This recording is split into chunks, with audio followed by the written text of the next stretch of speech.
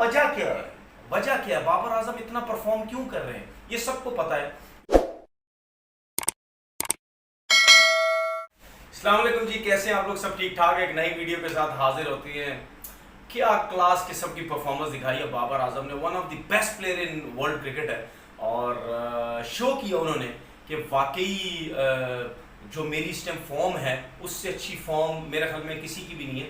और आपने जैसे देखा T20 में टॉप रैंकिंग में, ODI में टॉप रैंकिंग में, टेस्ट क्रिकेट में भी वो बहुत ही क्लास किस्म का परफॉर्म कर रहे हैं। और जो सिचुएशन थी जो टेस्ट मैच की, जब आपको खुद पता है कि जब 8 आउट हो चुके थे 110-12 रन पे, फिर उसके बाद 148 पे 9 आउट हुए में तकरीबन 60 ओवर में, उसके बाद लास्ट विकेट ने 30 ओवर तकरीबन खेले। और मेरे ख्याल में दाद देनी चाहिए नसीम शाह को भी, जिसने 50 बॉलें खेली और बाबर आजम के 100 करवाए। मेरे ख्याल में बाबर आजम के जो 100 हैं वो नसीम शाह की वजह से ही हुए।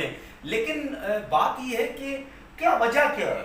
वजह क्या है? बाबर आजम इतना परफॉर्म क्यों कर रहे हैं? ये सबको पता है कि उनकी फॉर्म बड़ी अच्छी लगी हुई है। दुनिया का जो भी प्लेयर है उसकी जब फॉर्म अच्छी लगी हुई होती है वो किसी भी कंडीशन में खेले, चाहे वो बाउंसी ट्रैक हो, चाहे बॉल स्विंग सीम हो रहा हो, चाहे स्पिन हो रहा हो, किसी भी कंडीशन में जब वो खेलता है तो वो एक्स्ट्राऑर्डिनरी परफॉर्म करता है। जो ग्रेट्स होते हैं, ग्रेट्स की रीज़न यही होती है कि वो फास्ट बॉलर्स में बहुत अच्छे होते हैं, वो स्पिनर्स में बहुत अच्छे होते हैं, उनकी टेक्निक बड़ी अच्छी होती है, उनका बैलेंस बड़ा अच्छा होता है, वो सिचुएशन को बड़ा अच्छा समझते हैं, वो काम रहते हैं, प्रेशर नहीं लेते अपने ऊपर।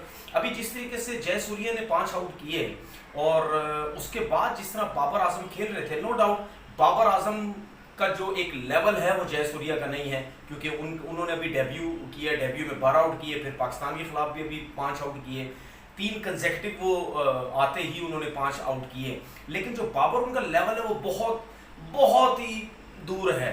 लेकिन अब आप देखें कि इतने प्रेशर के बाद भी एक बड़ा प्लेयर जो है वो प्रेशर में आता है, ठीक है ना, जिस तरह टीम आउट हो रही थी, लेकिन आप देखें कितना जबरदस्त कूल और काम तरीके से वो खेलते हैं। आप देखें डाउन द विकेट निकल के भी खेला उन्होंने शॉट्स भी खेले, उन्होंने सेट नहीं होने दिया स्पिनर को।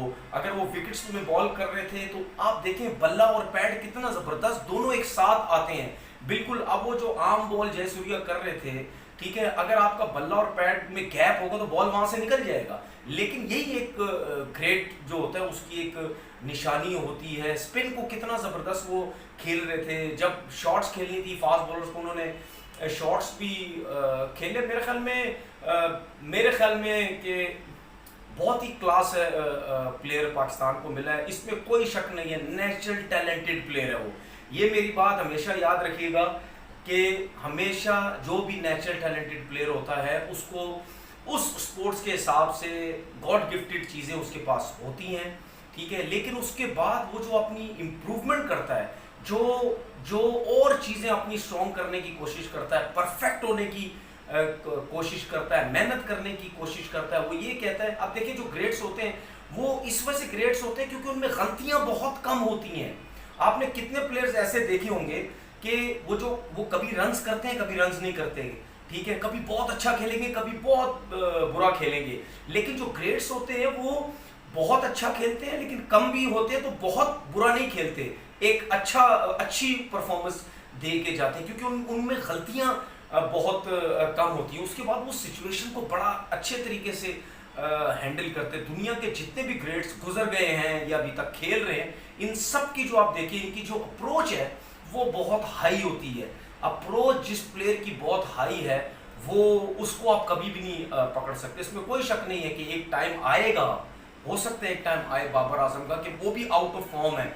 लेकिन जो ग्रेट्स होते हैं वो आउट ऑफ फॉर्म होते हैं, लेकिन बिल्कुल ऐसा नहीं हो जाता कि 0, 2, 4, 1 50 भी करेंगे, मतलब बिल्कुल उनका जो लेवल है नीचे नहीं गिर जाता। तो मेरा ख्याल है बाबर आजम ही वाहिद ऐसा प्लेयर मुझे नजर आता है जो पाकिस्तान टीम को संभाल रहा है हर जगह पे। चाहे T20 क्रिकेट देख लें, T20 क्रिकेट में बाबर, वनडे में बाबर, टेस्ट में बाबर, लेकिन T20 क्रिकेट में उनके साथ थोड़ा सा बाबर वो रिजवान साथ दे देता है। ODI क्रिकेट में आजकल जो है वो इमाम उनका साथ दे रहा है, ठीक है ना। टेस्ट क्रिकेट में भी इमाम ने कुछ अच्छी परफॉर्मेंस दी हैं, लेकिन वाहिद एक बंदा है जो कंसिस्टेंट तीनों फॉर्मेट में परफॉर्म कर रहा है, इसीलिए वो टॉप में है और इसीलिए उनका नाम दुनिया के टॉप अच्छे प्लेयर्स में आ रहा है कि ये एक टॉप प्लेयर है। मेरे ख्याल में बहुत खुशी की बात है कि बाबर ने जो इनिंग खेली है, ये बाबर टाइप जैसा ही प्लेयर इस पिच के ऊपर ऐसा ही परफॉर्म कर सकता था।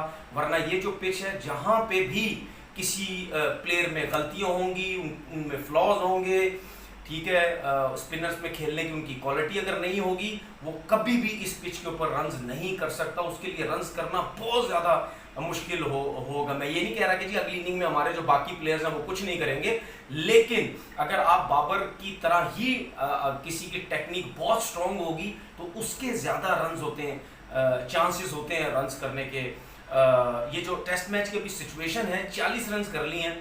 सबसे पहली बात तो ये है कि बहुत ही अच्छा खेले, सिर्फ 4 रन्स की लीड ली श्रीलंका ने।